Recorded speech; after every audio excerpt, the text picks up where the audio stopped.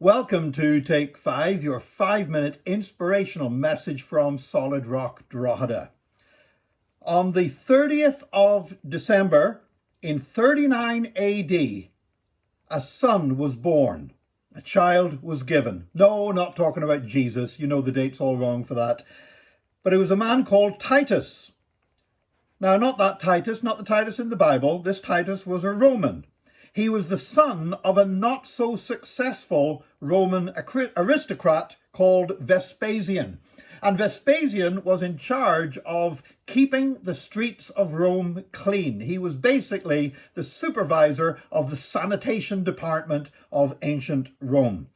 And he actually really ended up being humiliated publicly because the emperor at that time, who was a particularly nasty piece of work called Caligula, wasn't happy when he saw a lot of dirt on the streets. And at a public function, he got Vespasian over and got a load of dirt and dog dirt and everything else that had been scooped off the street and shoved it all down the front of this Vespasian's toga. Basically to humiliate him and say what a dreadful job he was doing in keeping the streets of Rome clean. Well, Vespasian managed to avoid getting killed by Caligula, which was quite a feat because a lot of people did get killed by Caligula. But Vespasian survived, and eventually, after a number of years, he became emperor. And when he became emperor, his son Titus, born on the 30th of December, 39 AD, Titus then became a general. And Titus presided over an army that won a war in Judea and which destroyed Jerusalem. The destruction of Jerusalem in 70 AD was under the generalship of Titus. Whenever the temple was torn down so that not one single stone was left standing on another. Never been a temple in Jerusalem since. And Titus fulfilled a lot of prophecies about Jesus. Jesus had said that these things would happen. And the story is told that Titus, when he returned to Rome, they wanted to have a triumphal procession for him. But the victory and humiliation of the Jewish people had been so complete that Titus would not accept the traditional wreath of victory to be placed on his brow, because he said there is no honor in defeating a people who have already been so abandoned by their own God.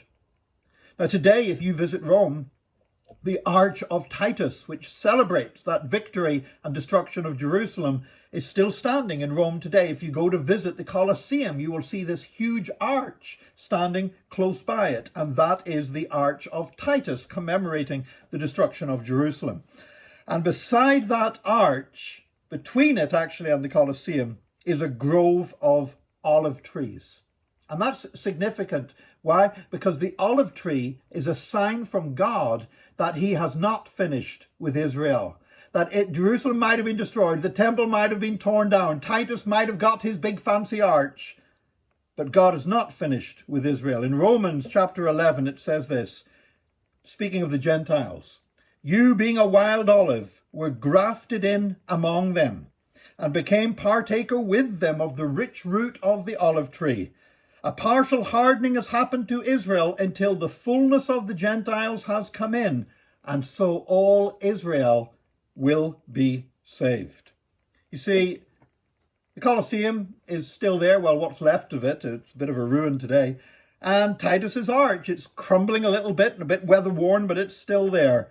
But those living olive trees standing right beside those two other monuments tells us that God has not finished with the Jewish people. That the symbol of the olive tree that God gave us in the book of Romans chapter 11 is still to come to pass. God has a plan for the Jewish people. They've survived since Titus's destruction of Jerusalem, and they might have thought that was the end of the Jewish people. They've survived. They've survived a dreadful Holocaust under Hitler. They've survived hatred of so many nations, and yet they're still there. God has not finished with the Jewish people. God still has a plan for them. And our purpose as Christians is bound up with them as well. And I pray that today we would remember that, and we would pray for the people of Israel, and we would pray for that incoming and that harvest and that fullness of the Gentiles to come in so that all Israel may be saved. God bless you today. Join us again tomorrow for another Take 5, your 5-minute inspirational message from Solid Rock Drogheda.